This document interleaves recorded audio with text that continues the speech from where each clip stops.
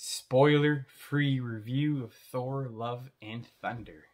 There's a decent amount of love, and there's actually a lot of thunder. I think this title fits the movie pretty good. If you are looking for a good time at the movies and not expecting anything, very deep and emotional, I think this movie is right down your alley. And that's all I wanted. I just wanted a good time at the movies. It's been a long time since I've had a good laugh at the movies. As soon as I heard Taika Waititi was directing it, I knew it wasn't going to be a serious movie. So at the beginning, my expectations were actually pretty low. And I would say I met them in the middle by the end of the movie. Christian Bale is definitely the biggest outstanding actor here. Like, everyone else is pretty good, but Christian Bale is really giving it his all. I hear a lot of people saying that he's not in it enough, but me personally, I enjoyed how they put him in it, how they paced it out. When he does show up, it matters, it means something, he's intimidating. If he was in the movie more, I think it would have just got boring seeing him, but every time I saw him, I was like, yes! I don't know, I just didn't feel like they overused him at all. I think they used him just right. The acting here is pretty good. Thor, as always, is funny and likable. And the biggest thing for me in this movie was, the biggest concern was, yay, female Thor. She's going to push Thor to the side and it's going to ruin everything. Thank God that does not happen. I'm not going to tell you what happens. But Thor, this is still Thor's movie. Thank God it's not like Doctor Strange. They didn't shove anything down her throat. That just made me appreciate the movie a lot more because Jane Foster is in the marketing so much.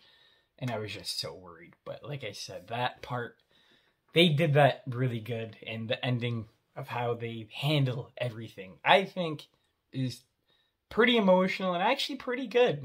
I don't hear a lot of people talk about the third act. I think the third act is hands down the strongest part of this movie. There's a very, very, very, very cool black and white scene when they go to fight Gore. I'm not going to say what happens, but it is really well done.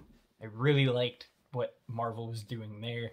I wish some of the movie had a bit more of that same energy. There is a bit too much comedy, but like I said, I was going to the movies to have a good time, so the comedy didn't bug me. But this is definitely not a rewatchable movie, I can tell you that.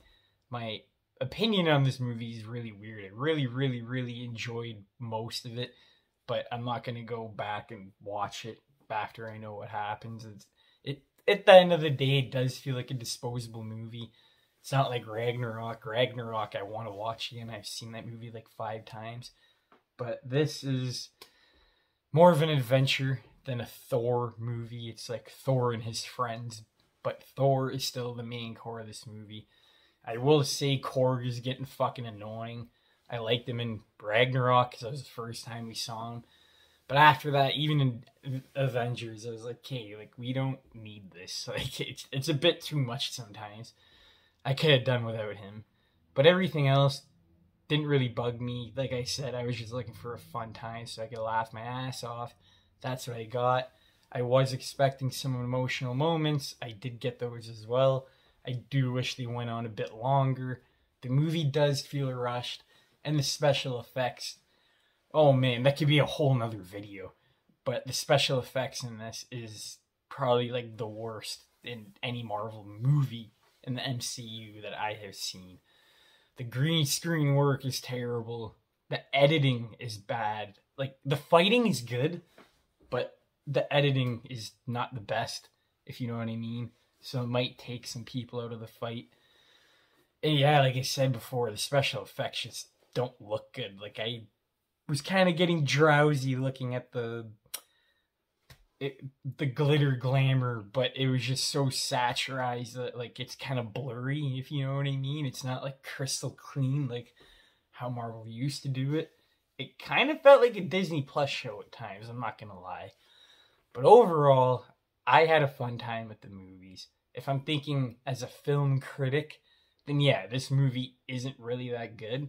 But if you're looking for just a good time, some good laughs, some good emotional moments, you will have a good time. It's just not a movie that will stick with you like how Ragnarok did, if you know what I mean. I definitely think they should have toned it down on the comedy, but it is what it is. At the end of the day, we can't change it. So at this point, I was just, take it as it is, unless you're not going to have fun. So, fun, entertainment-wise, I would give it an 8 out of 10, 7 out of 10. And when it comes down to the story, I'd probably give the story... It was alright. I'd probably give it like a 6.5, maybe. There was a reason why as to Jane Foster came back, and I enjoyed that part. They didn't rush through it. They explained why she had to be the girl version of Thor.